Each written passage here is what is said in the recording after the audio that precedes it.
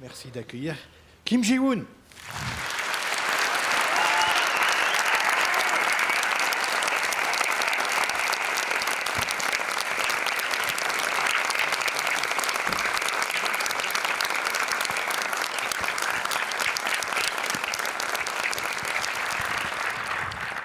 Bien, merci Kim Ji-woon d'être avec nous et de nous faire l'honneur de votre présence à la Cinémathèque. Là, on vient de montrer donc, A Bittersweet Life, qui est votre 4e long métrage. Et alors, j'ai dû présenter le film comme étant le Director's Cut. Donc, quelle serait la différence entre cette version et celle qu'on a vue en salle? 그렇게 큰 차이는 없었고요. 이제 개봉하고 나서 이제 편집할 때는 이제 그걸 잘 못 느끼는데 관객들에게 이제 딱 그 극장에 걸리고 관객들한테 보여질 때 내가 왜 이렇게 여기를 이렇게 길게 했지? 왜 이렇게 여기가 이렇게 좀 루즈하게 했지? 뭐 이런 게 자꾸 걸려요. 그래서 그 극장판이랑 감독판 이렇게 큰 차이는 없는데 약간 좀 그런 약간 내가 느끼기에 이렇게 루즈하게 이렇게 그 있는 부분들을 좀 많이 좀 걷어냈어요. 그래서 역시 영화는 최종 완성은 관객들과 함께 하는 거구나 이런 걸 다시 한번 느꼈어요. En fait, il n'y a pas une grande différence, mais c'est vrai qu'une fois que le film était sorti, j'ai regardé le montage donc, en salle avec le public et je trouvais qu'il y avait certains moments qui étaient beaucoup trop longs, où on voyait une sorte de rythme qui était un peu trop détendu, trop lâche.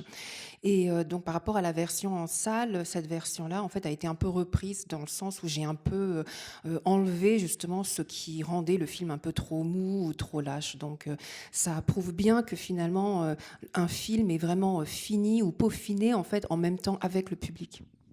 Alors, cette question est un peu sans objet pour la plupart des spectateurs, puisque je ne sais pas si vous savez, mais les 4/5 de la salle découvraient le film pour la première fois. Alors, j'espère que ça vous a plu. 네, 그랬군요. Ah bon, d'accord. 어떻게 보시는지 모르겠는데 어쨌든 이 영화를 칸에 처음 소개할 때 제가 뭐라 그랬냐면은 킬빌과 멜빌 사이에 어떤 영화라는 얘기를 한 적이 있었어요. 이제 그거 먼저. En fait, la première fois quand j'ai présenté ce film au Festival de Cannes, à chaque fois je le présentais comme un mélange entre Kill Bill et Melville. 그 뜻은 뭐냐면 이제 사실은 그 장펠 멜빌의 이제 프렌치 누아르에 대한 어떤 영향을 받았고 한국에서 저렇게 약간 저런 정서적인 또는 어떤 멜랑콜리가 느껴지는 어떤 삶의 우수가 느껴지는 그런 한국형 누아를 한번 만들고 싶다 이런 생각으로 그 영향으로 달콤한 인생을 만들었고 또 그렇지만 그때 이제 그 타란티노로 대표되는 아주 그 영화적인 그 장르적인 어떤 활극 또는 어떤 액션 이런 것들을 좀 집어넣어서 그래서 이제 멜빌과 킬빌의 뭐 중간에 어떤 영화인 것 같다 이렇게 이제 설명한 적이 있었던 것 같아요. Oui, si j'avais dit ça, c'est que j'aime beaucoup Jean-Pierre Melville, les films qu'il a fait, les films noirs français. J'ai reçu une très grande influence et parce que ça raconte vraiment la mélancolie de la vie. Et je voulais faire un film noir, donc typiquement coréen, et donc ça a donné Bittersweet Life. Et je disais Kill Bill parce que il y a un peu des scènes très dynamiques et il y a beaucoup d'action, donc un peu comme chez Tarantino. Donc c'est pour ça que j'avais dit ça. 그래서 그때 달콤한 인생이 한국에서 개봉했을 때 이제 많은 어떤 평자들이나 관객들이 홍콩 노아 그러니까 그 553 조노 감독의 영향을 받은 게 아니냐. 그래서 나 그때마다 항상 아니다 이거 그 멜빌과 자크 드레이로 대표되는 프렌치 노아르에서 영향을 받았다. 계속 이제 그런 얘기를 했던 것 같아요. Oui, lors de la sortie, les critiques et le public pensaient que j'avais été grandement influencée par les films noirs de Hong Kong, représentés par le réalisateur John Woo, par exemple. Et à chaque fois, je leur disais « Ah non, pas du tout, moi c'est plutôt Melville et Jacques Deray ». toute façon, les films de John Woo sont aussi très influencés par Melville, en fait. 네, 그렇죠. 어떤 면에서는 그 약간 일맥상통하는 얘기일 수도 있어요. 존 우가 이제 멜빌의 어떤 광팬이니까. 네. Oui, tout à fait, puisque John Woo est un grand fan de Melville aussi. Alors, votre acteur principal, Lee Byung-hun, il fait justement penser à Alain Delon. C'est-à-dire qu'il y a cette beauté presque parfaite. Il y a l'idée qu'il a quelque chose d'angélique. Et puis aussi, c'est un corps qui souffre quand même. Comme Delon a pu concilier les deux choses, c'est-à-dire une dimension presque surnaturelle et en même temps une dimension très concrète, souffrante, tragique même. Est-ce que... 네, 처음 병원 씨를 캐스팅하고 이제 깐네에 왔을 때 이제 그 팜플렛 같은 거를 이렇게 비치를 했었는데 프랑스 분들이 이 배우 아랑드롱 같다는 얘기를 했었고 사실은 저도 그 멜빌 영화에서 나오는 아랑드롱의 모습을 병원 씨한테 많이 이렇게 그 레퍼런스로 얘기했던 부분이 있었어요. 병원 씨가 그 멜빌 영화를 보지는 않았겠지만 어쨌든 그 아랑드롱의 어떤 그러한 아우라 같은 것들을 많이 얘기했던 것 같아요. Oui, à Cannes, en fait, justement, quand on faisait un peu les pitchs du film et que j'étais allée avec donc l'acteur Lee Byung-hun, des Français nous avaient dit qu'il ressemblait un peu, enfin en tout cas qu'il avait un certain air de Alain Delon chez Melville. Et effectivement, Alain Delon chez Melville était vraiment une sorte de référence pour moi pour ce film. Je ne sais pas si Lee Byung-hun, lui, en tout cas, avait vu le film, mais en tout cas, j'ai essayé vraiment d'avoir un peu, de garder une sorte d'aura de Alain Delon. 아랑드롱은 정말 세상에서 가장 아름다운 남자잖아요. 근데 병원 씨가 부담 없이 하더라고요. 그래도 내 아랑드롱에 대한 어떤 느낌들을 계속 얘기를 했었고, 그래서 아랑드롱이 약간 파멸하는 순간 가장 아름다운 무엇이 파멸한다라는 멸망한다라는 사라진다라는 어떤 그런 이미지적인 그러한 느낌들이 저는 이제 그 아랑드롱 그 누아르 아랑드롱에 나오는 어떤 필름 누아르에서 이제 그런 느낌을 받았는데, 그래서 달콤한 인생도 병원 씨가 가장 아름다운 나이 때 그렇게 보일 때 그런 어떤 가장 아름다운 존재가 사라지는 어떤 그러한 안타까움, 슬픔 뭐 이런 것들을 이 영화에서 좀 보여주고 싶었던 부분도 있어요. Oui, parce qu'en fait, Alain Delon était vraiment le plus bel homme du monde. Et j'en avais parlé avec Lee Byung-hun et il n'avait pas du tout l'air intimidé de représenter ce plus bel homme du monde. Mais c'est vrai que ce qui était assez intéressant, c'est que là, on voit comme ça cette beauté parfaite en train de s'effondrer, en train de tomber en ruine, pratiquement en fait au seuil de la disparition. Donc moi, c'est ce que j'avais vraiment ressenti en regardant les films noirs français. Et donc là, j'ai filmé Lee Byung-hun vraiment à son plus bel âge et on voit comme ça cette beauté éphémère qui finalement disparaît à la fin et on peut ressentir un peu cette tristesse. C'est ce que je voulais montrer. 예, 뭐 어쨌든 그 아랑드롱의 정치적인 의견은 잘 모르겠지만은 어떤 세상에서 가장 아름다운 피조물인 것은 사실인 것 같습니다. Après, je ne connais pas les avis politiques de Alain Delon, mais en tout cas, c'est vrai que c'est quand même le plus bel homme du monde.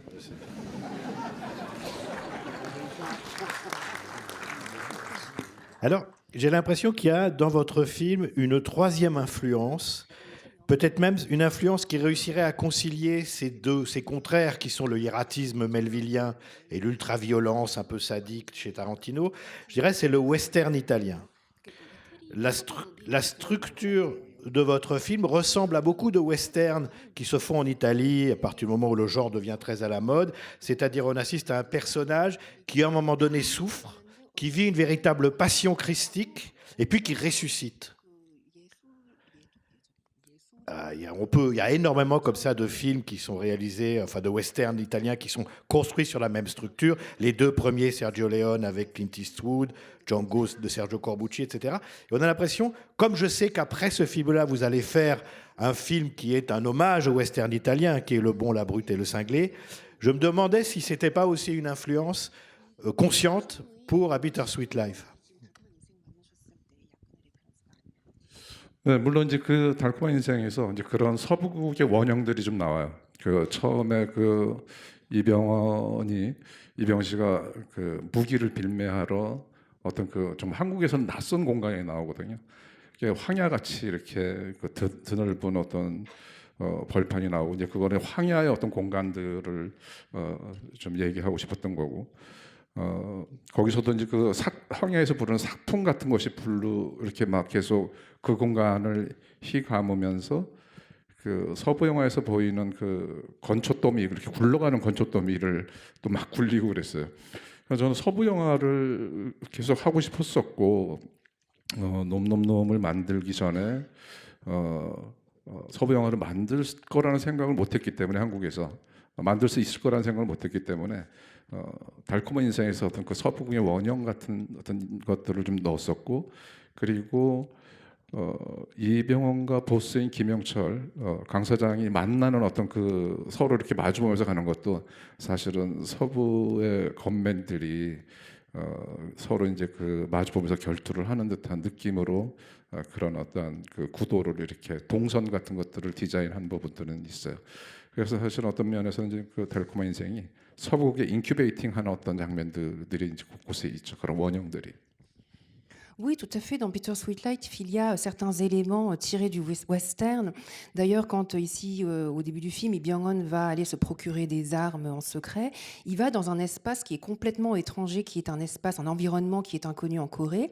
C'est une sorte de plaine désertique. Et on avait rajouté comme ça ces herbes sèches, cet amas de poussière qu'on appelle les tumbleweeds en anglais, comme ça, qui roulent pour faire vraiment très western. Et j'ai toujours eu la volonté en moi de faire des westerns, mais bien sûr, avant Le Bon, la Brute, le Cinglé. Jamais j'aurais imaginé pouvoir faire un western en Corée. Et pareil pour la rencontre ici entre Lee Byung-hun et Kim Yong-chol, donc le président Kang. Quand les deux hommes se rencontrent, je voulais qu'en fait ce soit un peu comme des rencontres dans les westerns italiens où on voit les hommes armés qui se font face à face. Donc je pourrais dire que Bittersweet Life a un peu agi comme une sorte d'incubateur de mon futur film. Et d'ailleurs, à Bittersweet Life, pourquoi ce titre ? On croit comprendre qu'il y a une allusion à la Dolce Vita, puisque c'est le nom du reste du théâtre de l'affrontement final, le nom du restaurant où le film se termine. Donc voilà, pourquoi la Dolce Vita ? Que vient faire Fellini dans cette histoire ? 플레이랑은 전혀 상관이 없는데 사실은 그 달콤한 순간, 달콤했던 어떤 순간. 그러니까 죽기 직전에 이병헌 씨가 선우가 이제 그 죽기 직전에 그러니까 가장 비극적인 순간에 가장 달콤했던 순간을 떠올리면서 죽으면은 이 사람의 비극이 훨씬 더 강렬하고 선명해지지 않을까 이런 생각을 했었고 그리고 이제 이 영화가 사실은 엄청난 나르시스트에 대한 영화인데 계속 이제 거울을 반영하면서 그런 어떤 그 반영적인 어떤 이미지들이 계속 나오고 그러면서 그 거울을 바라보면서 계속 자기 삶을 반문하는 뭐 이런 장면들이 많이 나오죠. 그래서 되게 이제 나르시스트에 대한 어떤 그 느낌들을 좀 살리려고 했었고 마지막에 파멸할 때도 그 강 사장의 뒤편으로 보이는 자기의 비춰진 유리에 비춰진 자기의 추락된 또 피곤한 모습을 보면서 그냥 운명적으로 자신이 여기가 마지막 자리인 것 같다라는 걸 느끼고 버리거든요. 무슨 얘기가 이렇게 됐죠? 네, 어쨌든 예, 일단 거기까지 좀 생각 좀 해볼게요 다시. Non, alors ça n'a rien à voir avec Fellini. En fait, je voulais montrer que ce personnage, comme ça, connaissait un moment très très doux juste avant de mourir. Finalement, dans son moment le plus tragique, c'est le moment le plus doux dont il se remémore. Et en fait, il est en train de mourir. Donc, je voulais par cela montrer que finalement, sa tragédie devient peut-être encore plus forte.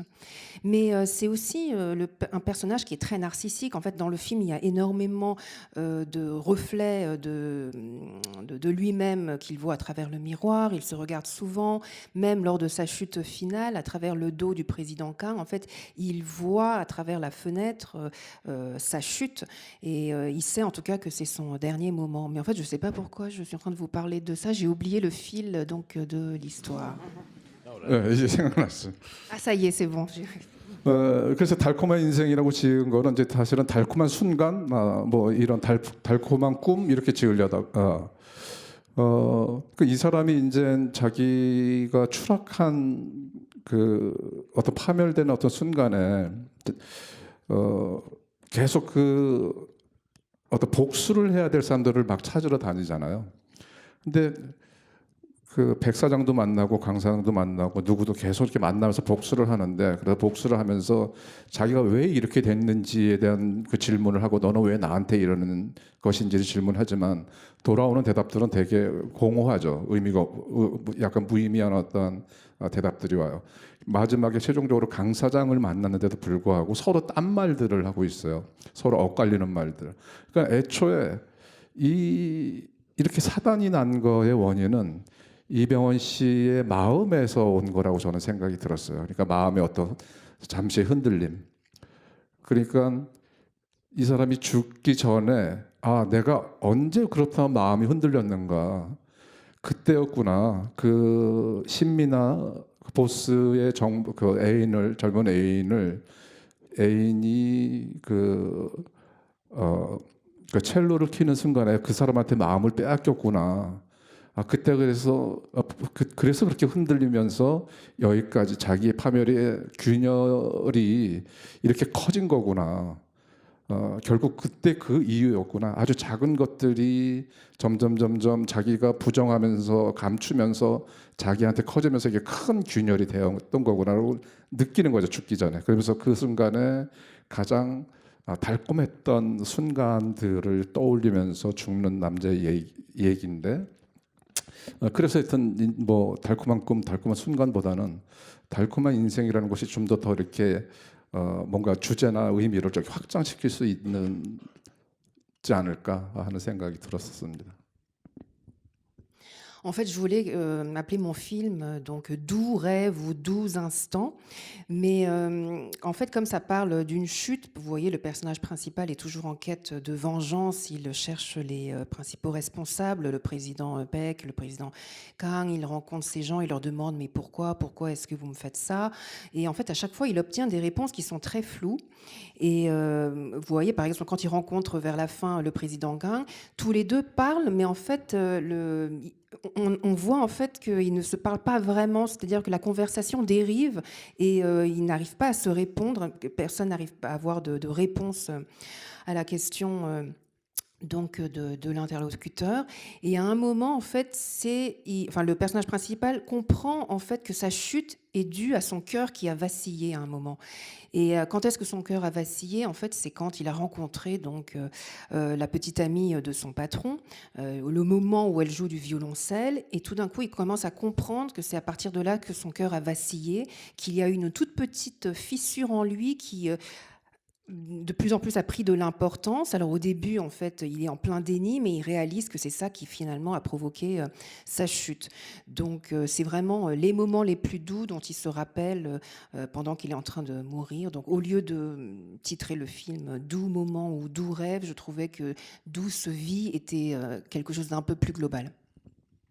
Mais justement, la rencontre avec la jeune femme qui va précipiter la catastrophe, ça vient un peu du film noir aussi, du film noir américain, dont on sait que ce sont des films qui sont des mélodrames masculins en fait. 네, 그래서 그 필름 노아르에서 또 이제 필요한 요소 중에 하나가 이제 판무 파탈인데, 판무 파탈도 이제 여러 가지 성질이나 여러의 결로 표현할 수 있을 것 같아요.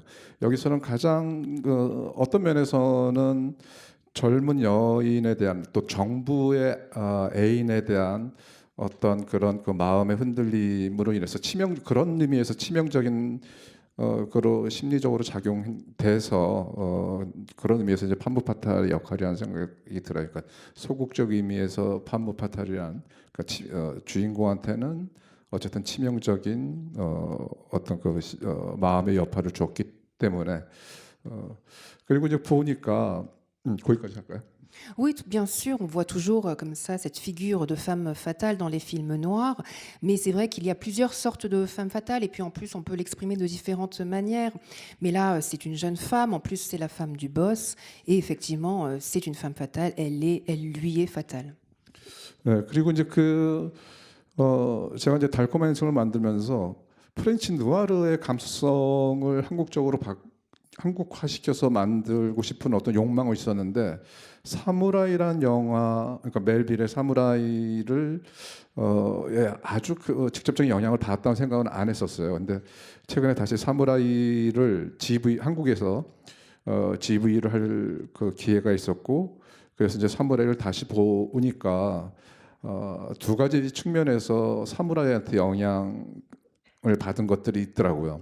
보니까 결국 그것도 이제 필립 노아르의 어떤 그 원형성 중에 하나인데, 그러니까 사무라이는 사실은 그 멜빌의 사무라이도 군주를 잃어버린 그 사무라이라는 것은 의미가 없어지는 거잖아요. 존재에 대한 의미가 없어지는 것처럼 이 달콤한 인생에서도 그 보스한테 버림을 받은 어떤 그 사무라이의 존재로서의 의미가 무의미해진 자신의 어떤 존재 자각, 뭐 이런 것들도 공통적인 부분도 있고, 그리고 한국에서 달콤한 인생을 틀었을 때 병원 씨가 양아치들, 악당들을 이제 막 이렇게 와 격투를 벌일 때 의관을 이렇게 양복을 수트를 이렇게 단추를 채우면서 하는, 보통 단추를 풀거나 뭐 이런데 이런 것도 보니까 사무라이에서 아랑드롱이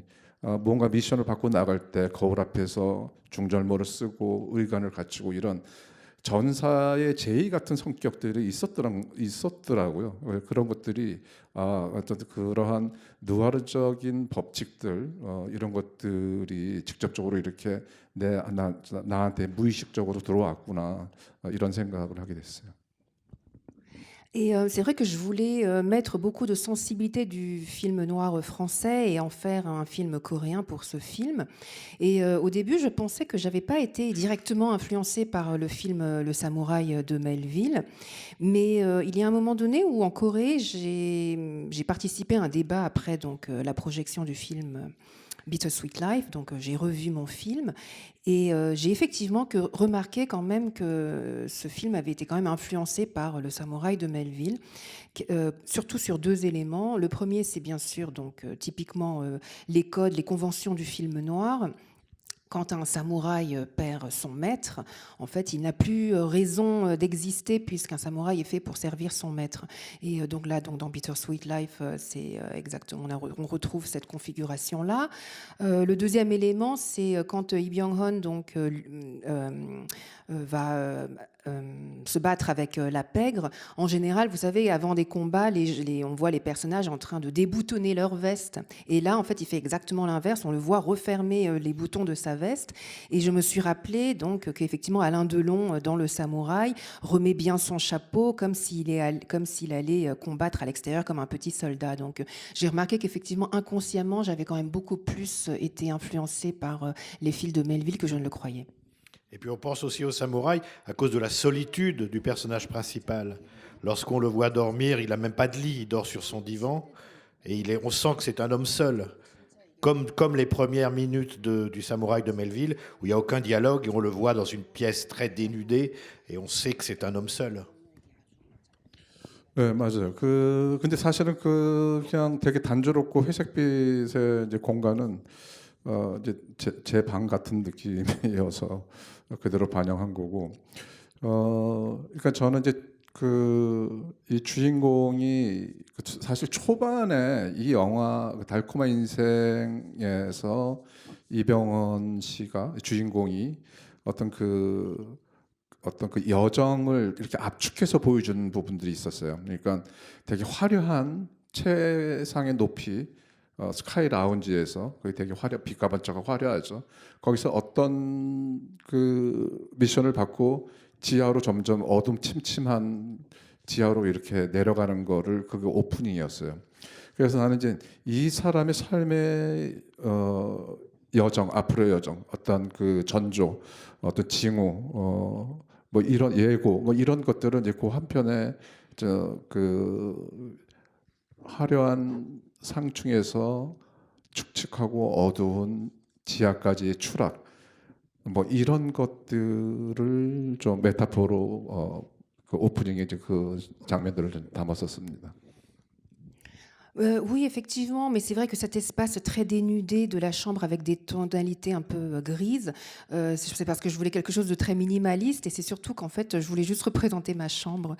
Et concernant la deuxième chose, en fait, c'est que au début du film, pour la séquence d'ouverture, je voulais montrer en fait à quel point ce personnage, en fait, je voulais montrer dès le début déjà sa trajectoire. C'est-à-dire qu'au début, on le voit dans un sky lounge, dans un gratte-ciel, vraiment avec des images et des couleurs très flamboyantes, tout ce qu'il y a vraiment de plus luxueux. Et avec sa mission, on le voit descendre, s'enfoncer au sous-sol, dans un endroit très sombre. Et donc déjà, ça décrivait un peu sa trajectoire, sa vie. C'est-à-dire qu'on va le voir à un moment où il est vraiment au sommet de sa gloire et tout d'un coup, on le suit dans sa chute. Donc c'était un peu une métaphore. 그리고 이제 그 사람이 일하는 곳은 이렇게 표면적으로 이제 자기를 그 대표하는 보여주는 거는 되게 화려한 곳이지만 겉으로는 이렇게 화려하고 뭐 이런 곳에 있지만 이 사람 그 이병헌 씨가 사는 공간은 사실은 이제 병헌 씨 그 주인공이 내면 같은 거죠. 건조하고 단조롭고 황량하고 이런 인물이라는 것을 또 보여주기 위해서 또 공간을 그 이병헌 씨의 개인 공간은 또 그런 식으로 미장센을 했었습니다. Et oui, donc face à ce côté exubérant, un peu clinquant, je voulais montrer qu'à l'intérieur de lui, c'était quand même un personnage justement qui ressemblait à son environnement. C'est quelqu'un qui est très sec, qui est quand même très simple, et justement montrer son environnement un peu désert, ça lui ressemble bien finalement. Alors il y a une chose aussi dans votre qui est d'ailleurs présente dans beaucoup de vos films et qui là est vraiment très présente, c'est la violence. Et on voit bien qu'à la fois toutes les scènes d'action et les scènes violentes sont chorégraphiées, mais en même temps elles sont à la fois totalement chorégraphiées, mais on a toujours le sentiment que du chaos et de la brutalité de la violence, de la confusion même. C'est-à-dire qu'on a le sentiment d'une confusion alors que c'est très chorégraphié. Comment vous faites? 네, 그 다 그 서양 영화에서 배운 것들이에요, 사실은. 그 항상 그 이제 제 영화를 가지고 또 악마를 보았다도 그렇고 또 놈놈놈도 그렇고 또 달콤한 인생을 가지고 오면은 폭력적인 부분에 대해서 이제 얘기를 많이를 하더라고요.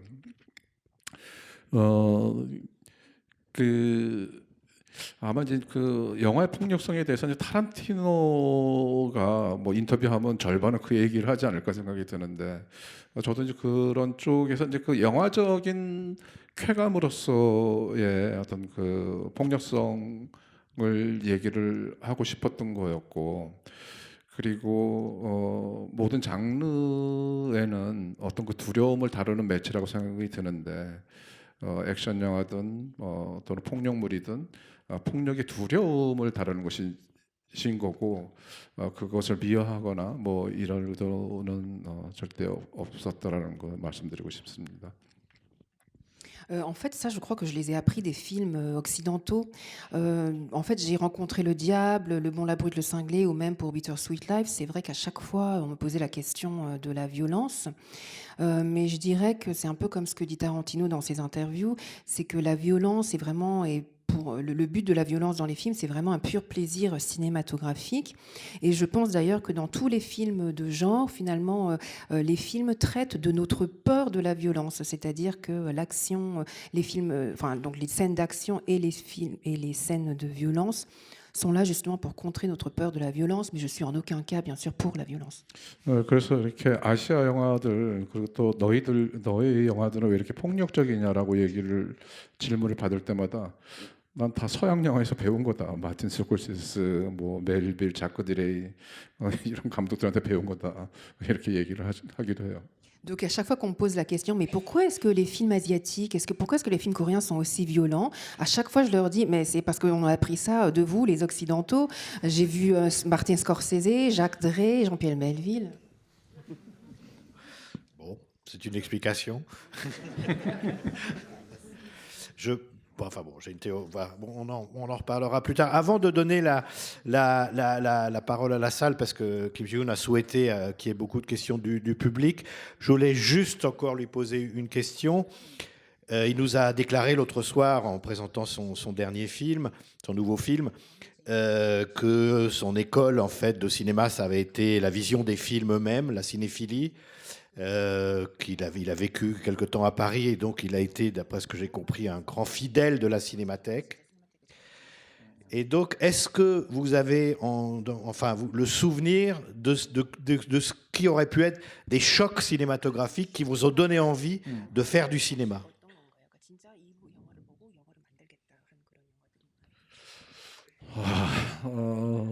Pas tous, hein.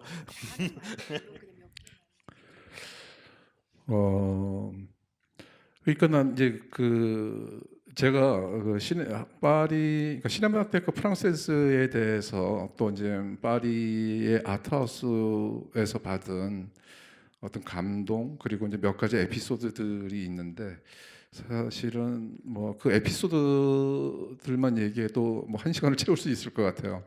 근데 이제 재미있는 에피소드 3가지만 일단 말씀을 드릴게요. Alors, si je dois parler de la Cinémathèque française, je pense qu'on en a pour 1 heure d'anecdotes, mais je vais vous en dire quelques-unes. Mais c'est vrai que quand j'habitais justement, que j'ai passé un peu de temps à Paris, donc je fréquentais assidûment la Cinémathèque et également les salles d'art et essai, et j'avais vraiment été émue. 첫 번째는 루키노 비스콘티의 베니스에서 죽다를 보러 시네마테크에 왔었어요. 그래서 이제 딱 들어왔는데 갑자기 문이 꽝 소리를 내면서 누군가 시끄럽게 서너 명의 젊은 사람들이 막 들어오는데 이렇게 쇠사슬 소리 같은 것들이 막 들리는 거예요. 그래서 이렇게 딱 뒤를 돌아보니까 한때 어떤 펑크족들이 변발과 막 이렇게 추렁추렁 막 이렇게 쇠사슬을 갈고 피어싱하고 막 떠들면서 들어오더라고요. 그래서 내 앞에 앉아 있는 거예요. 그래서 서로 장난치고 막 그래서 아니 얘네들이 영화 잘못 들어온 거 아닌가 뭐 이러면서 잘못 선택한 거 아닌가 뭐 이러다가 방해될까봐 걔네들 앞으로 가서 영화를 보고 있었어요. 이제 보고 이제 영화가 시작되고 제발 그 영화 보는데 방해만 하지 말아달라는 어떤 간절한 마음으로 이제 보고 있었어요. 그리고 그러다 영화 시작되면서 그들을 잊어버렸는데 영화가 끝나고 나도 이제 감동받아서 이제 영화를 한참 동안 이렇게 타이틀이 자막이 올라가면서 보고 있는데 있다가 이제 집에 가려고 이제 딱 극장을 나서는데 그 4명의 펑크족들이 막 울고 있는 거예요. 영화를 보면서 감동받아. 그래서 여기는 이 파리의 펑크족들은 아트 영화를 보고 우는 사람들이구나. 정말 영화는 위대한 거구나. 파리는 정말 위대하구나. 이런 생각을 한번 가졌던 적이 있었고요. Alors, première anecdote, c'était donc à la Cinémathèque française. J'étais allée voir Mort à Venise de Visconti et j'étais dans la salle et tout d'un coup, j'entends la porte claquer, mais vraiment très fort. Et tout d'un coup, j'entends 3-4 jeunes hommes qui débarquent bruyamment et avec un bruit métallique, des cliquetis. Et je me retourne, en fait, ce sont des punks. Ils ont leurs chaînes, leurs piercings, ils discutent bruyamment, ils s'installent pile juste le rang devant moi. Et je me dis, oh là là, mais en fait, ils ont dû se tromper de film. Et je me dis qu'ils vont me déranger. Donc, je change de rang, je me mets en fait la rangée avant eux. Le film commence. J'espère qu'ils ne me dérangeront pas, qu'ils ne feront pas trop de bruit. Et puis, j'oublie. Et à la fin du film, donc quand le générique de fin apparaît, je suis toujours émue, donc je regarde l'écran et je me lève. Et je vois ces punks en pleurs. Et c'est là que je remarque à quel point le cinéma et Paris est vraiment merveilleux. C'est-à-dire que les punks de Paris sont émotionnels, ils peuvent s'émouvoir d'un film. 네. 네. 그래서 하여튼 그런 어떤 문화와 어떤 그런 예술적 분위기가 무척 부러웠었고, 두 번째는 장리 꼬다르의 동풍이라는 영화를 보러 갔었어요. 동풍이 맞을 건데 영화를 보는데 5분 동안 아무런 소리가 안 나오는 거예요. 그런데 그러다가 사람들이 조금씩 웅성웅성 되기 시작하고 어떤 사람들이 뻘떡 일어나서 막 큰 소리로 영사실한테 막 뭐라고 얘기를 하는 거예요. 그 영사실 그러면서 이제 뭐 영사실에서도 막 큰 소리 나오고 어떤 관객도 막 뭐라고 얘기하고 막 이러는데 그래서 이제 불이 켜졌죠. 그래서 영사 기사가 나와서 그 컴플레인을 건 관객이랑 왜 소리가 안 나오냐 이러니까 영사 기사가 이거 원래 소리가 5분 동안 앞에 안 나온다. 막 둘이 싸우는 거예요. 그러니까 관객들이 듣고 있다가 전부 다 고다르의 영화 세계나 철학 이런 것들을 막 한두 마디씩 하기 시작하는 거예요. 관객들이 전부 다 영화를 보러 온 관객들이 전부 다 무슨 그 일종의 영화를 보러 온 게 아니라 영화에 대한 토론을 하기 시작하더라고요. 그래서 5분 동안 영화를 멈췄고 또 5분 지나서 멈췄고 한 15분 동안 토론을 하고 다시 틀어보겠다고 올라갔는데 사운드가 다시 나오기 시작했어요. Alors, en fait, la deuxième anecdote, c'est un film de Jean-Luc Godard que j'étais allée voir, Vent d'Est. Vent d'Est. Donc j'étais allée voir et en fait, tout d'un coup, le film commence. Pendant 5 minutes, il n'y a pas de son. Donc les spectateurs commencent à murmurer en se disant qu'est-ce que c'est, qu'est-ce qui se passe. Certains se lèvent, certains appellent le projectionniste. Il y en a qui commencent à crier en disant qu'est-ce que c'est un scandale. Les lumières donc se rallument et le projectionniste sort. Et donc tout le monde commence à se plaindre en disant qu'il n'y a pas de son. Et le projectionniste dit non, ben, c'est normal, il n'y a pas de son pendant les 5 premières minutes. Et là, les spectateurs, au lieu de comprendre, en fait, ils commencent à débattre des films de Jean-Luc Godard. Et donc tout le monde commence à débattre de l'univers de Jean-Luc Godard. Donc déjà, on avait fait 5 minutes de film dans le silence. Puis après, pendant 15 minutes, il y a eu ce débat autour de Jean-Luc Godard. Tous les spectateurs ont commencé à débattre. Et donc voilà. 그래서 다시 시작해서 하여튼 뭐 그런 어떤 이게 관객들이 아니라 전부 다 이렇게 영화학자 또는 영화 철학가 엄청난 어떤 토론들을 하는 어떤 문화를 보고 그것도 되게 부러워서 역시 영화는 프랑스구나 파리의 그러니까 파리 시민들은 이 정도로 엄청난 어떤 영화에 대한 사랑들이 있구나. 어떤 영화에 대한 어떤 열정이 있구나. 너무 이제 에피소드 너무 많이 얘기해서 시간이 많이 갈 것 같아서 여기서 줄이겠는데 어쨌든 그때 시네마테크에서 그 느꼈던 어떤 그런 감동들 이런 것들이 영화에 인생을 걸 만한 무엇인가를 엄청 뜨겁게 저는 느꼈던 것 같아요. 그게 파리였고 또 파리의 시네마테크 프랑세즈였고 그러면서 시네마테크에서 꿈을 키웠는데 이제 오늘 그날 이제 이번에 와서 이제 그 꿈이 실현된 거죠. Et donc voilà, tout le monde commençait à parler comme des critiques et c'est là en fait que je me suis dit que j'enviais vraiment les Parisiens qui étaient vraiment des vrais cinéphiles. En fait, on peut en trouver que à Paris. On voit leur amour du cinéma, leur passion et en tout cas voilà, je vais m'arrêter là parce que sinon j'ai tellement d'anecdotes, je pourrais passer la nuit. Mais voilà, j'ai en tout cas reçu énormément d'émotions à la Cinémathèque française et je me suis dit à ce moment-là que en tout cas voilà, le cinéma valait le coup en tout cas de s'attarder, de mettre sa vie en tout cas dans les mains du cinéma. Et aujourd'hui, voilà, c'est aussi un rêve qui se réalise d'être ici.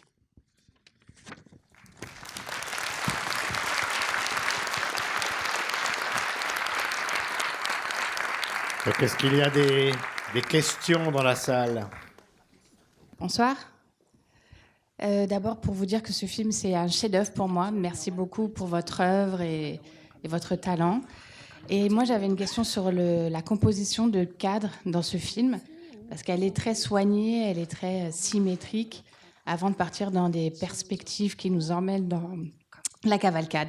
Donc voilà, merci beaucoup et bravo. Merci pour votre réponse.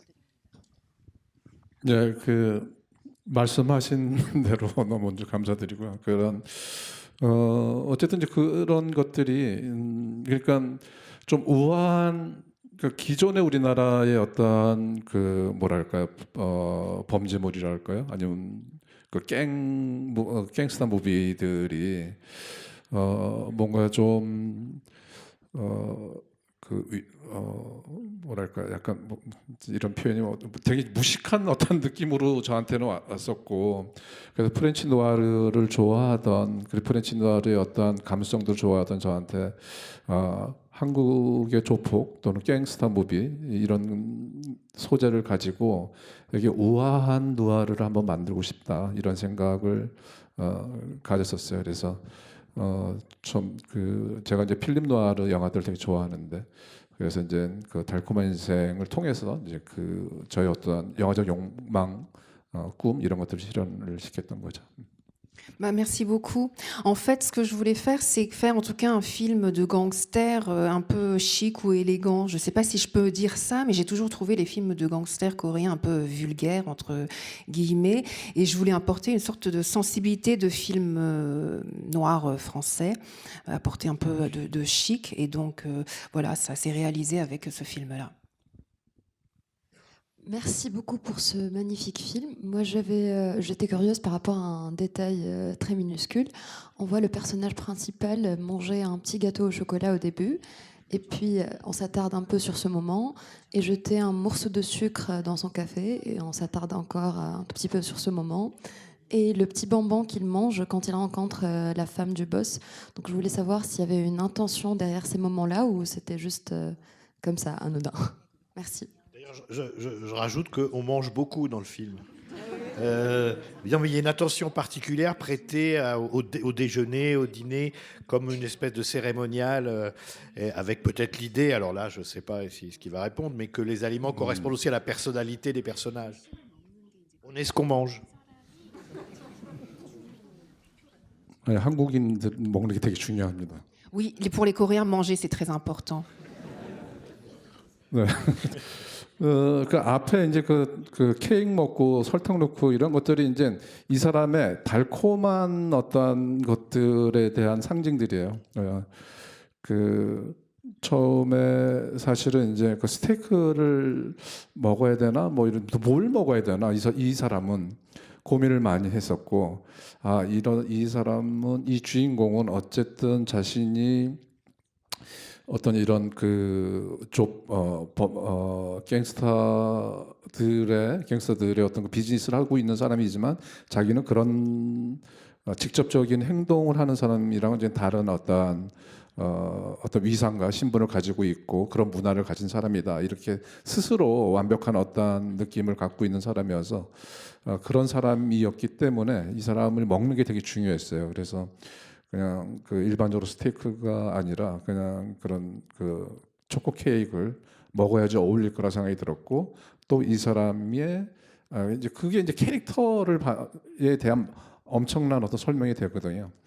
그리고 이제 또 한편으로는 이제 그런 어떤 달콤함의 느낌들을 그러한 오브제로 이제 메타포로 만들었고, 그 에스프레소에 각설탕 넣는 그 클로즈업 장면은 그 손이 제 손이에요. 제가 워낙 커피를 좋아해서 커피에 대한 오마주로 리스펙트하는 마음으로 제가 직접 이제 그 손 연기를 했는데 쉽지가 않더라고요. 연기가 계속 손을 떨고 그 각설탕을 둔 다음에 스푼을 져야 되는데 계속 흘리고 막 떨고 막 이랬던 기억이 납니다. Alors je lui ai fait manger donc du chocolat, un gâteau au chocolat et du sucre dans son café, parce que je voulais montrer un peu ce côté doux donc présent dans le titre. Au début, on avait beaucoup parlé avec mon équipe, on se demandait ce qu'il fallait qu'il mange. Est-ce qu'un steak aurait été plus adéquat ? Parce que, en fait, finalement, oui, ça représente aussi le personnage, ce qu'il mange. Donc, c'est un personnage qui, bien sûr, travaille dans le milieu de la pègre, mais il se pense différent. C'est pas quelqu'un qui est directement dans l'action, qui fait des basses œuvres. Donc, c'est quelqu'un d'un peu parfait, il se pense parfait. Et donc, manger, c'était très important. Donc, je me suis dit que c'était plutôt un personnage qu'on aurait pu surprendre à manger donc un gâteau au chocolat. Donc, ça décrit le personnage. En plus, il y a ce côté un peu doux. C'était aussi une métaphore de la douceur. Et moi, en grand fan d'espresso, enfin, j'adore le café, donc j'ai mis voilà ce zoom, ce gros plan sur le café et le sucre donc qui rentre dans le café. Et en fait, c'est ma main que vous voyez en gros plan. C'était un peu une sorte d'hommage que je rendais au café. Et en fait, je me suis rendu compte que c'était vraiment pas facile de jouer. Il y a juste ma main, et pourtant, quand je mets donc ce sucre dans le café, parfois il y a ma main qui tremblait. Après, il fallait touiller avec la cuillère, et puis donc de la cuillère, il y avait une goutte de café qui tombait. Enfin, c'était pas facile. Est-ce que vous savez que dans ces films, Fritz Lang, lorsqu'il y avait un gros plan de main, c'était toujours ses mains à lui? 처음 들었는데 왜 프리츠랑 왜 그랬지? Ah, je savais pas du tout. Pourquoi? Ah ben, c'était une idée à lui, son obsession. C'était l'idée de... Enfin, il y avait sûrement une idée très précise derrière ce choix, mais c'était le maître, celui qui dirigeait tout, il y avait une obsession du contrôle chez lui, et donc c'était symbolisé par le fait que les mains en gros plan dans ces films, c'était les siennes. Enfin, les mains d'homme. 네, 나는 이제 제 손 집어넣은 걸 빼고 싶었어요, 사실은.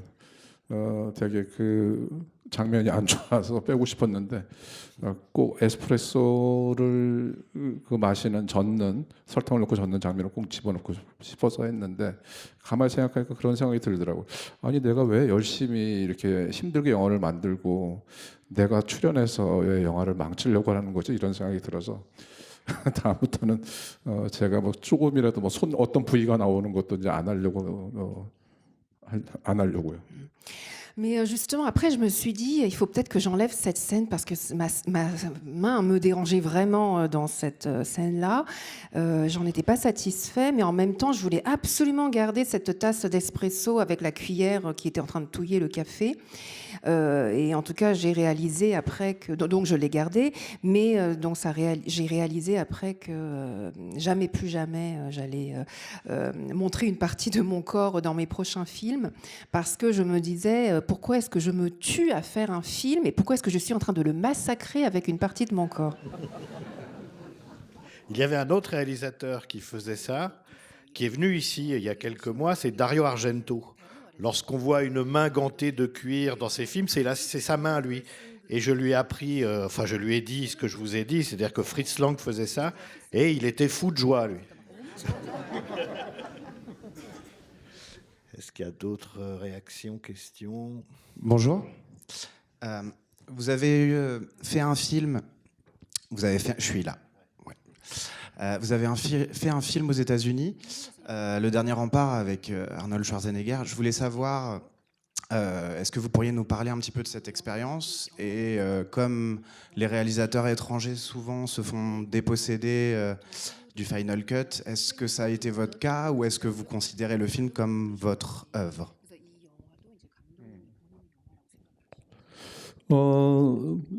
그러니까 약간 이제 라스트 스탠드는 어떨 때는 제가 찍은 영화에 필모그래피 나왔을 때 약간 깜짝 놀랄 때도 사실 있긴 있어요. 그러니까 너무나 완전히 한국의 시스템에서 촬영을 하다가 너무나 다른 시스템으로 가서 촬영을 했던 영화를 찍었던 기억이어서 처음에는 너무나 그 시스템 차이에서 오는 어떤 그 갭과 벽 때문에 무척 힘들었던 기억이 납니다. 그러니까 가장 큰 거는 일일 촬영 시간이었어요. 하루 촬영 시간.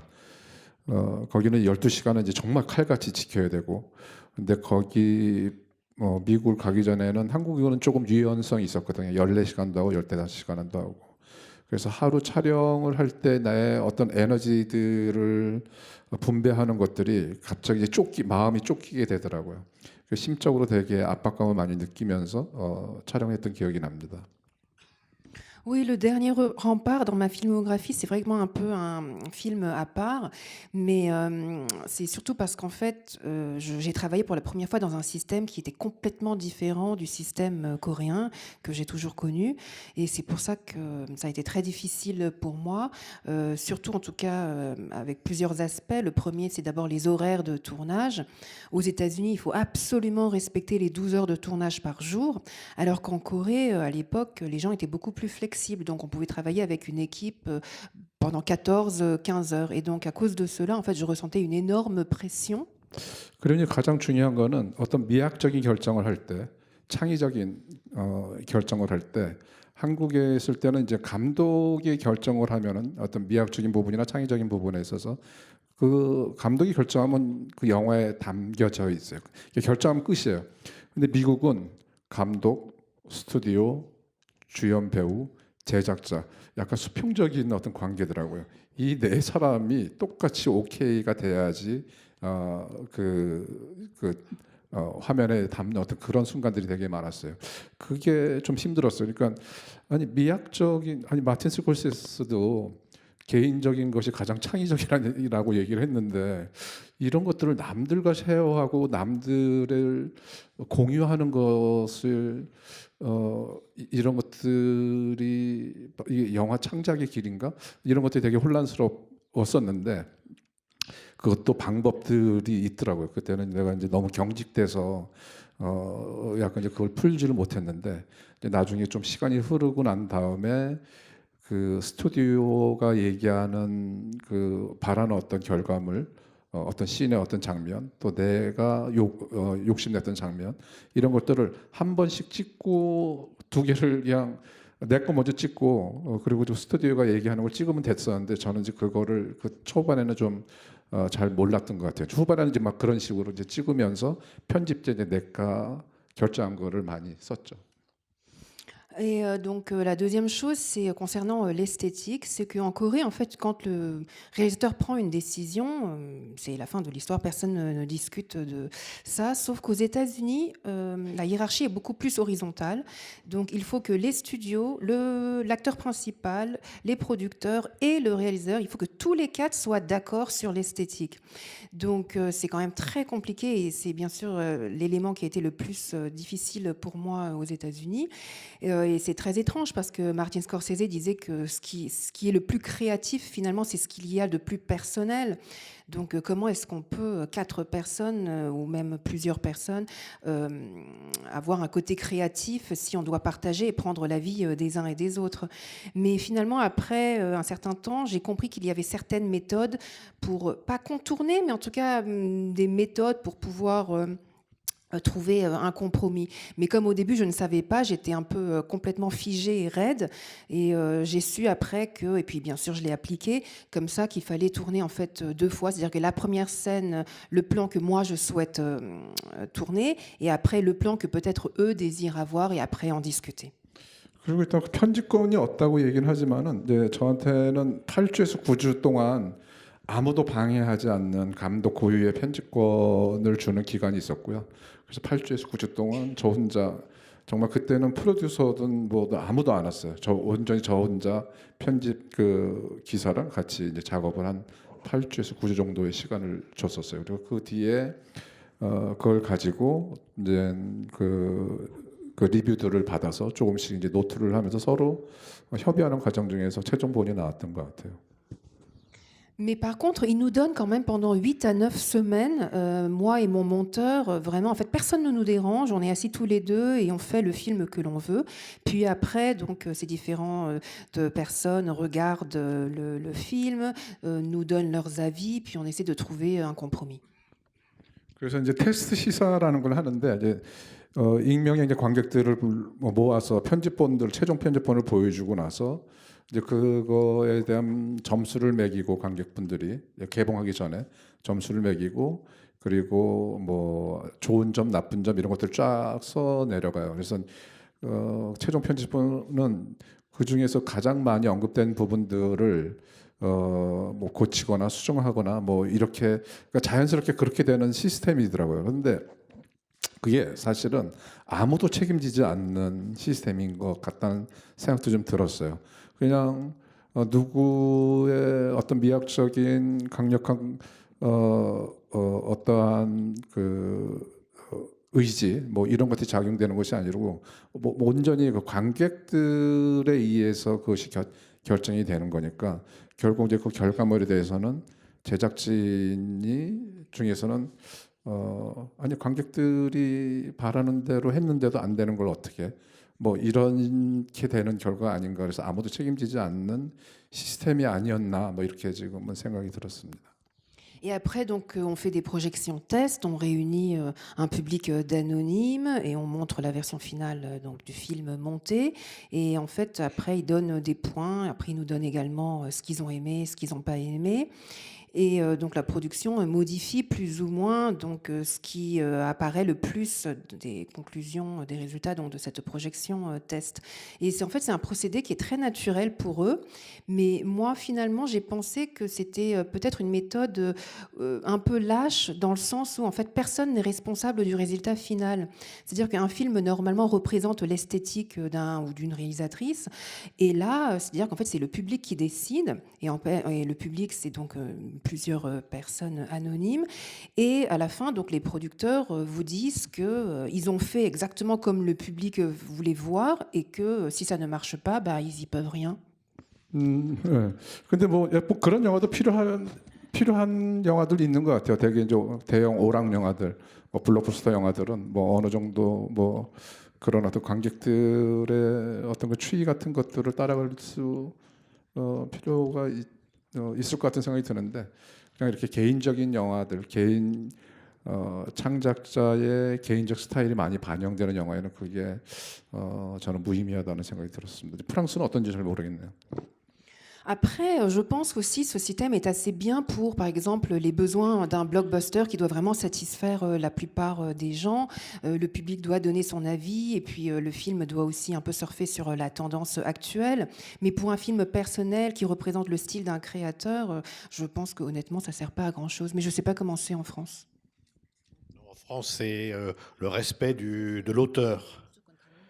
Parfois jusqu'à l'excès peut-être, mais en tout cas, c'est le contraire d'un système où le producteur aurait le dernier mot, et pas seulement le producteur, mais l'idée que le producteur se fait du public. Alors aussi, parfois, ça donne des films qui n'ont plus de public. Mais bon, ça c'est une tradition romantique très française. Ben, justement, on parle de vos méthodes. On a reçu ici, il y a quelques semaines, David Fincher, qui a la réputation d'être on lui a posé la question, il a la réputation d'être un cinéaste très perfectionniste. Et je sais que vous aussi, vous avez cette réputation-là, très méticuleux, avec une obsession du contrôle de tout sur le tournage. Et lorsqu'on lui a dit ça, il nous a dit, mais pas du tout, il est absolument idiot, fou de penser qu'on peut contrôler quoi que ce soit sur un tournage.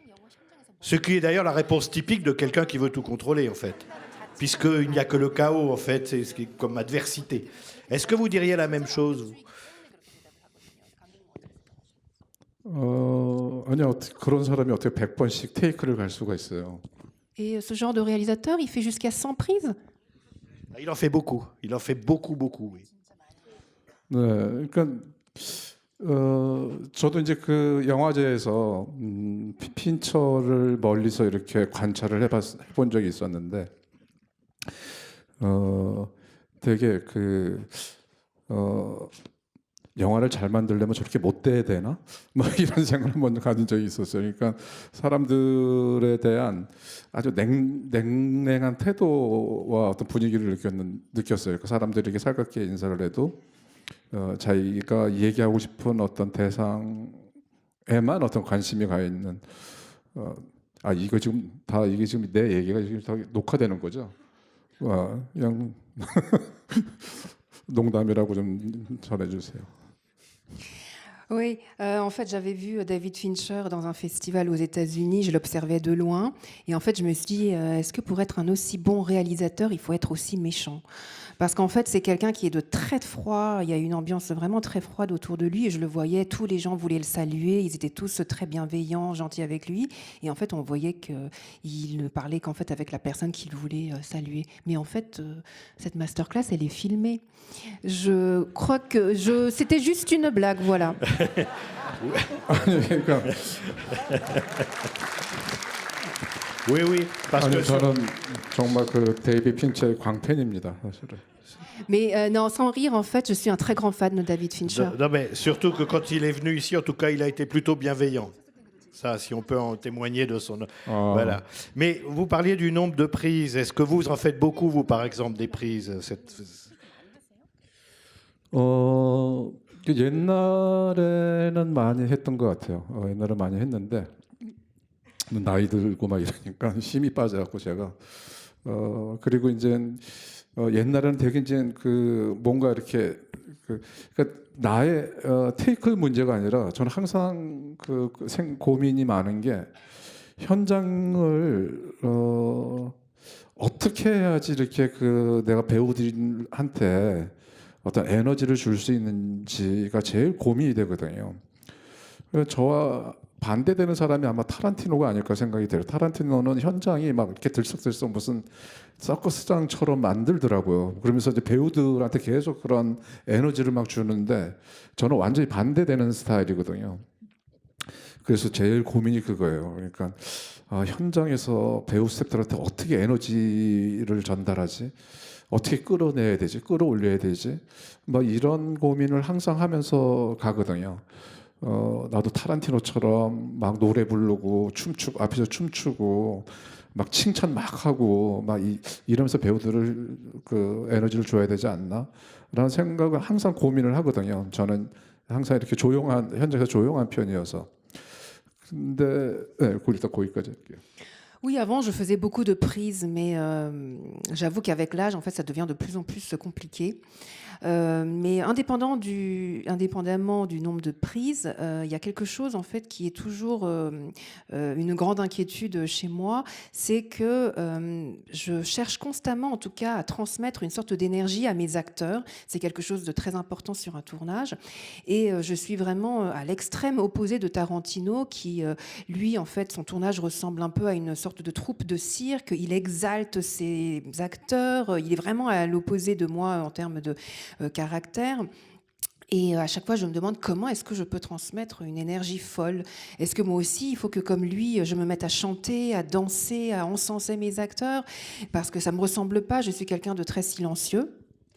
근데 이번에 이제 거미집을 촬영할 때 이제 전여빈 씨가 그런 얘기를 하더라고요. 그러니까 내가 이제 너무 조용하니까 혹시 사람들을 약간 좀 다운시키는 게 아닐까 하는 걱정을 하고 있었는데 전여빈 씨가 감독님이 너무나 이제 조용하신데 이렇게 가면은 이렇게 와서 디렉션을 줄 때 안에서 엄청난 끓는 어떤 느낌을 받는다고 얘기를 하면서 그 자신의 어떤 지금 열과 화와 어떤 어떤 불 같은 것들을 막 누르면서 얘기하고 있다는 게 전해진다는 얘기를 하더라고요. 그래서 나는 또 이제 그런 방식으로 어떠한 에너지를 주는구나. 그래서 그 얘기를 할 때 자신의 뭔가 이렇게 천천히 자기 내면에서 이렇게 밑에서부터 안에서부터 천천히 올라오는 에너지를 느낀다는 얘기를 해서 또 나는 각자의 방식이 있구나 이런 생각을 하게 됐었어요. Et sur le tournage donc, du dernier film, ça tourne à Séoul Cobweb, l'actrice John Yobin m'a dit quelque chose qui m'a beaucoup réconfortée. C'est qu'à chaque fois, justement, j'avais peur un peu que mon caractère faisait que j'avais peur de plomber un peu l'ambiance sur le tournage parce que je suis quelqu'un de très silencieux. Et elle m'a dit que malgré mon silence, quand je dirigeais les acteurs, on sentait que j'étais en train de bouillonner. Elle me disait qu'elle ressentait la fièvre, la colère, le feu en fait que je contenais au fond de moi-même. Donc j'étais très content parce que je me suis dit que finalement il n'y avait pas qu'une méthode pour transmettre une sorte d'énergie, mais que voilà, j'avais finalement trouvé en quelque sorte aussi un autre moyen. Bonsoir. En fait, je trouvais que la scène emblématique du film Bittersweet Life, c'était surtout le personnage qui sort de la terre. Je trouve que en fait, voilà, il y a une forme de rage de vie, un petit peu d'envie de vivre, hein, qui est assez absolue dans ce film. Et je voudrais savoir si c'est rattaché à quelque chose, à un événement de votre vie, à une maladie ou quoi que ce soit.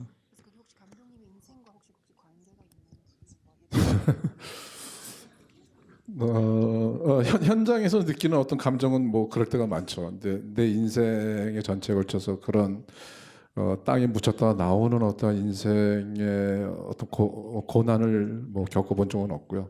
근데 그 정도의 강도의 엄청난 압박감과 어떤 탈출구를 항상 현장에서 느끼곤 합니다. 이 달콤한 인생에서의 가장 상징적인 장면이라면 거의 엔딩 장면이라고 얘기할 수 있는데 오프닝 아까 이제 말씀드렸고 엔딩 장면인데 이게 결국 자기와의 싸움에서 진 사람의 얘기라는 어떤 그 주제를 담고 싶어서 엔딩에 보면은 유리에 반사된 자신의 모습을 보고 이렇게 그 섀도우 복싱 뭐 이렇게 주먹을 뻗잖아요. 이제 그런 것들이 이제 이 영화의 어떤 메타포고 상징이 아닐까 생각이 들어요. 그러면서 결국 이 영화는 자신의 나약함, 자신의 약점, 자신의 어떠한 아킬레스건, 자신과의 싸움에서 패배한 남자의 이야기, 자신과의 싸움에서 패배한 남자 이야기를 이제 그 이미지로 그 상징화시키려고 했어요. 그래서 유리에 반사된 자기의 모습을 보면서 주먹을 막 이렇게 그 복싱 몸풀듯이 샤도우 복싱 하듯이 몸풀면서 주먹을 뻗고 그러면서 점점 자세히 보신 분들은 보셨겠지만은 그러면서 점점 병원 씨의 모습이 사라져요. 백그라운드가 사라지고 점점 사라지고 하면서 그런 어떤 사라져가는 존재에 대한 얘기를 그 엔딩 장면에 이제 그 넣었습니다. Oui, alors il m'est souvent arrivé effectivement d'éprouver ce même sentiment de survie sur un tournage, mais pas dans ma vraie vie. C'est vrai qu'on reçoit une énorme pression sur un tournage et à chaque fois on cherche une sorte de sortie de secours dans les moments les plus désespérés. Mais pour moi, dans le film, les scènes les plus importantes, c'est surtout la scène finale et la scène d'ouverture, je vous l'ai expliqué tout à l'heure. Mais la scène finale, c'est en fait une sorte de combat qu'il livre contre soi-même. D'ailleurs, on voit son reflet, il est en train de boxer contre lui. C'est un peu la métaphore du film, c'est-à-dire que c'est quelqu'un qui a ses propres faiblesses, c'est un peu son talon d'Achille. Il est en train de se battre contre lui et finalement, il perd et ça le mène à sa chute. Et d'ailleurs, on voit visuellement Lee Byung-hun qui en train de boxer et qui disparaît au fur et à mesure. Enfin, on voit l'arrière-plan qui devient flou et qui disparaît. Bonsoir Monsieur Kim Jin-hoon, je suis très heureux de vous voir rencontrer aujourd'hui. J'avais vu d'autres de vos films, mais celui-là c'est la première fois que je le vois. J'ai beaucoup aimé votre film. Alors je voudrais vous demander par rapport à votre processus d'écriture, parce que vous avez écrit le film et ensuite vous l'avez réalisé. Est-ce que vous aimez à la fois l'écriture et la réalisation, ou est-ce que l'écriture est un passage obligé, donc ça c'est ma première question. Et deuxième question, quelle est votre routine de travail? Combien de temps par exemple ça a pris pour écrire le scénario de ce film? Et si vous écrivez à heure fixe ou plutôt au milieu de la nuit voilà. Merci. 뭐 그게 이제 그 젊었을 때는요. 그러니까 달콤한 인생은 4일 걸렸어요, 사실은. 정말 빨리 써내려간 케이스였어요. Alors pour Bittersweet Life, c'est assez particulier. Je l'ai écrit vraiment très vite, 4 jours. 네, 정말 그때는 제가 젊었을 때여서 정말 그 밥 먹고 화장실 가는 시간만 빼고 계속 4일 내내 막 뭔가 이렇게 정말 휘몰아치듯 써내려갔던 기억이 나요. Oui, parce que j'étais jeune.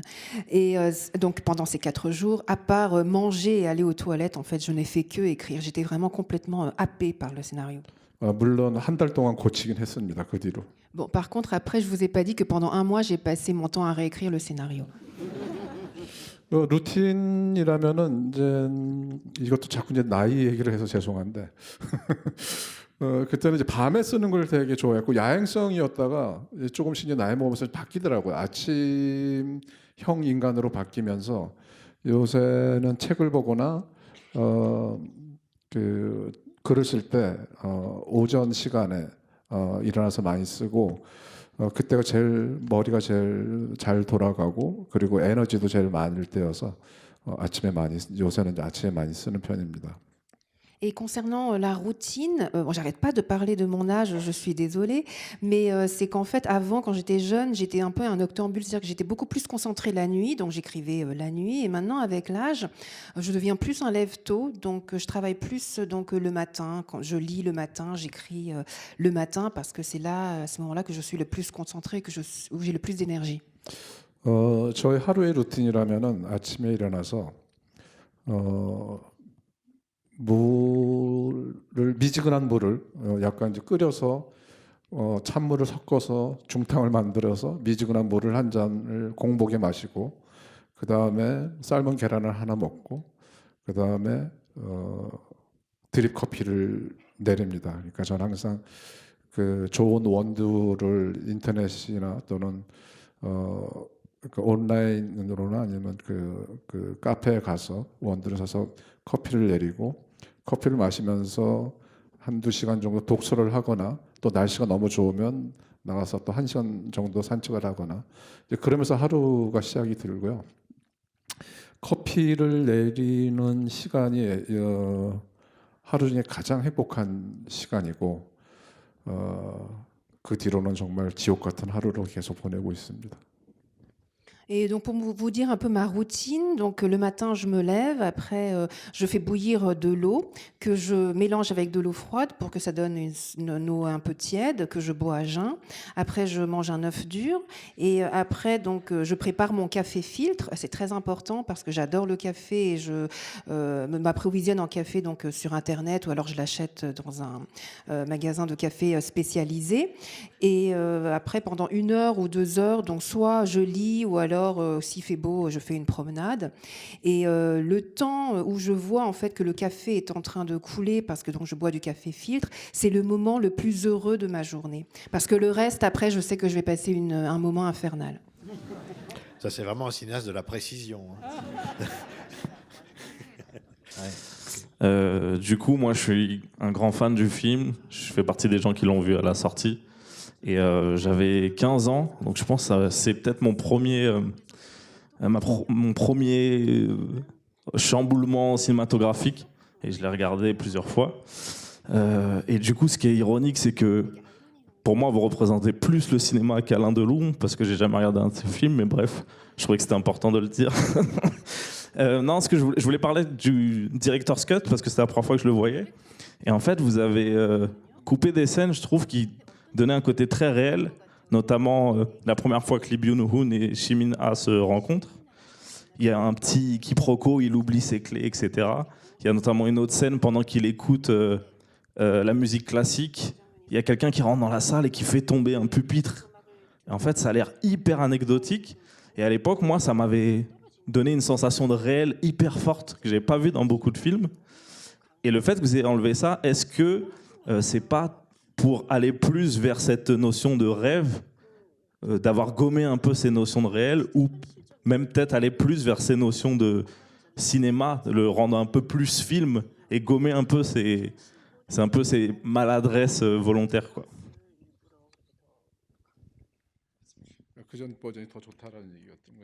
Donc pour vous, la version d'avant était mieux, c'est ça? I'm sorry.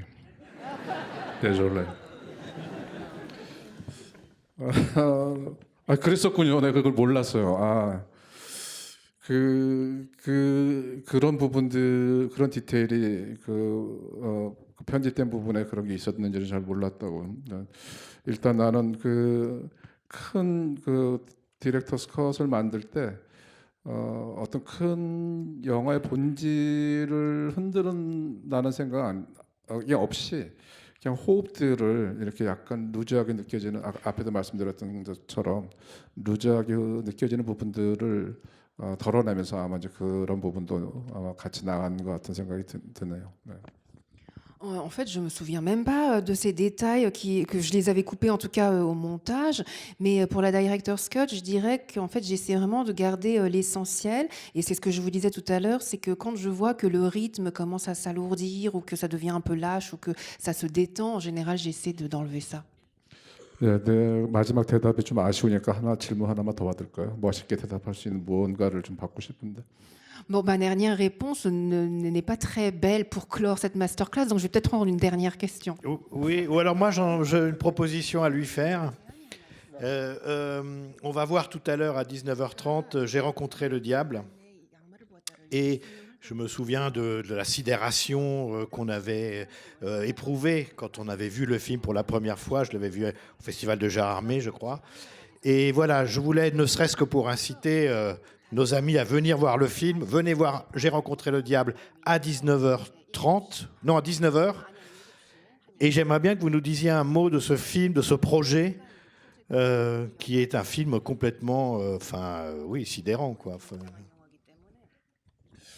네, 그러니까 보통 그 영화는 보통 복수극들이 계속 2시간 내내 그 복수를 해야 될 사람을 쫓아다니다가 그때까지는 막 마음 졸이면서 보죠. 그러다가 끝날 때 그냥 너무나 뭐랄까요, 그냥 영화적으로 그냥 너무 이렇게 쉽게 복수를 하는 것이 항상 불만스러웠고 항상 의문이었어요. 아니 복수를 하고 싶을 때는 저 사람, 그러니까 복수라는 내가 생각하는 복수는 내가 느낀 고통을 저 사람도 느껴야 되지 않을까? 이런 생각이 들었고 그게 진짜 복수라고 생각이 들었는데 그냥 마지막에 죽을 때 그냥 너무 쉽게 죽는 뭐 영화들을 보면서 저는 이제 그런 게 불만이었었는데 이제 그거를 한번 뒤집어 본 영화가 이제 악마를 보았다고 그래서 이제 그 제목이 준 암시하는 내포하고 있는 어떤 의미들을 이제 영화를 보시면은 이제 잘 아실 테고 우리나라에서는 아마 최초로 2번의 제한 상영과 판정을 받으면서 그 좀 정말 이렇게 약간 잔인한 장면을 덜어낼 수밖에 없었던 스스로 그런 영화였고 근데 이제 사실은 이제 영화를 보시면 이제 나중에 보시면은 그게 이렇게 폭력적인 장면 또는 잔인한 장면보다는 그 사랑하는 사람을 잃은 사람 내면이 황폐해가는 어떠한 느낌 뭐 이런 어떤 과정들에 포커싱이 맞춰진 영화니까 그러한 부분들을 재밌게 봐주셨으면 좋겠습니다. Sur ce film-là, en fait, c'est un peu une réaction au film de vengeance traditionnel que je voyais. Là, dans ce film, donc on voit dans les films en général de vengeance, on voit pendant 2 heures des personnes qui jouent un peu au chat et à la souris.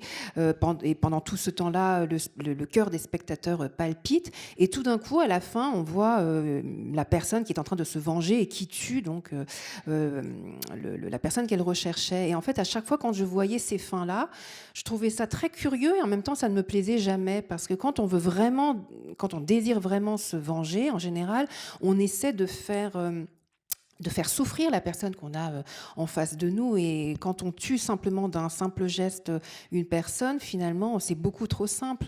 Donc, je voulais prendre un peu le contre-pied et c'est pour ça que j'ai fait le film. Et comme le dit le titre, vous verrez par vous-même ce dont il s'agit. Et concernant le film, oui, en Corée, en fait, il a été interdit au moins de 18 ans. Donc, j'ai dû, en tout cas, enlever un certain nombre de scènes. Donc ça a été très compliqué pour moi. Mais plutôt que de vous focaliser sur la violence, c'est en fait pour moi en tout cas un film sur une personne qui a perdu sa bien-aimée et qui finalement aussi commence à se perdre lui-même. 네, 그리고 마지막으로 데이비 핀처 감독 영화 너무 좋아하고요. 근데 영화를 좋아하면 대체 꼭 사람까지 좋아할 필요는 없잖아요. 네. Et en dernier, je voudrais vous dire que j'aime vraiment beaucoup David Fincher, mais j'aime beaucoup ses films, donc j'imagine que je ne suis pas obligée non plus d'aimer l'être humain, donc si j'aime ses films, c'est bon. Merci. Alors, avant qu'on se quitte, je crois savoir que vous avez apporté 3 objets à la Cinémathèque. 이게 다 이제 그 영화 만들 때에 썼던 것들인데요. Oui, ce sont des objets donc, que j'ai utilisés pendant mes films. 저는 이제 영화 만드는 방식이 뭐냐면은 그 영화를 어떤 영화를 만들어야 되겠다고 생각하고 이제 그 글을 쓰기 시작할 때 계속 그와 관련된 어떤 이미지들을 수집을 해요. 이제 감독들이 많이 하는 건데 뭐 사진이나 그림이나 이제 그러한 어떤 특정 장르나 특정 주제를 가지고 있는 영화에 대한 그 약간 떠오르는 자석처럼 땡기는 이미지들이 두서없이 떠오르는데 이제 그런 것들을 뭐 사진, 그림, 뭐 또는 영화의 레퍼런스 뭐 이런 것들을 막 모아요. 근데 저는 그것도 하지만 그것만큼 중요한 것이 음악이에요. 그런 무드의 음악들을 많이 듣는 편이에요. 달콤한 인생을 쓸 때는 뭐 왈츠라든가 뭐 또는 어떤 뭐 그런 유리. 그러니까 달콤한 인생을 영화를 만들 때 어떤 무드일까로 생각하면서 계속 이제 그런 음악들을 많이 듣는데 그래서 항상 영화를 쓸 때 음악을 많이 들어서 이게 이제 제가 이제 창작을 하는 데 있어서 가장 큰 도움을 주는 어떤 한때 많이 들었던 헤드셋을 갖고 왔고요. Alors, vous savez, quand on fait un film, en général, c'est ce que font la plupart des réalisateurs, on essaie de collecter le maximum d'images, de dessins, de peintures ou même des références cinématographiques que l'on a un peu dans le désordre pour pouvoir nous inspirer. Et moi, avant tout, c'est vraiment la musique qui m'inspire pour pouvoir m'imprégner d'une certaine ambiance qui va définir le film. Donc, pour Bittersweet Life, j'écoutais beaucoup de valses. Donc, voilà, ça, c'est mon casque dans lequel j'écoutais énormément de musique qui m'aide à la création. 그리고 또 이거는 담배 케이스인데 데이빗 보이가 붙어 있는 담배 케이스입니다. Et ça, c'est un étui à cigarette où il y a David Bowie. 지금 이제 연초는 끊었는데 지금 이제 아이코스로 바꿨는데 전자담배로 그때 하여튼 그 현장에서든 또 이제 글을 쓸 때든 항상 이제 이 담배 케이스를 즐겨 사용했던 거였고. 근데 데이빗 보이가 예술가는 멈춰 있는 것이 사형 선고를 받을 때다. 그러니까 계속 끊임없이 변화해야 된다는 얘기를 했는데 제가 또 추구하는 계속 신선하게 살아 있어야 되는 어떤 끝까지 죽을 때까지 그러한 삶의 모토를 창작하는 사람들의 모토를 또 데이빗 보이가 또 얘기해 준 부분이 있어서 또 이거를 또 갖고 왔습니다. Avant, je fumais beaucoup de cigarettes. Maintenant, je fume une cigarette électronique. Mais voilà, c'est en tout cas un étui que j'avais toujours sur moi, car je fumais beaucoup lors des tournages et également lors de l'écriture. Et David Bowie disait que pour un artiste, la mort, c'était en fait de s'arrêter. Et c'est exactement ce que je pense aussi. Je pense qu'un artiste doit toujours changer, être versatile. 그리고 이제 담배 케이스 쓰니까 이제 라이터가 있어야 되잖아요. Et pour une cigarette, il faut absolument un briquet. 이거는 이제 제 영화 놈놈놈 굿배드 이어드에서 이병헌 씨가 이렇게 탁 튀는 장면이 나오는데 그거의 모델로 이제 여기 보면은 굿배드 이어드라고 이제 그 굿즈죠 그러니까 놈놈놈의 굿즈. 그래서 담배 케이스와 담배 라이터, 지퍼 라이터를 갖고 왔습니다. Et dans le film Le Bon, la Brute, le Cinglé, vous voyez l'acteur Lee Byung-hun sur un plan où il ouvre le briquet. Et c'est donc le briquet en question. On avait fait des goodies donc, pour le film. 그리고 이거는 제가 가져가야 돼요. Mais ça, il faut que je le reprenne avec moi. 양말을 가져가야 돼. 양말. Ah, mais ça, c'est des chaussettes. C'est utile. Ben, merci pour ces objets qui vont rejoindre les collections permanentes de la Cinémathèque française. Merci pour votre présence.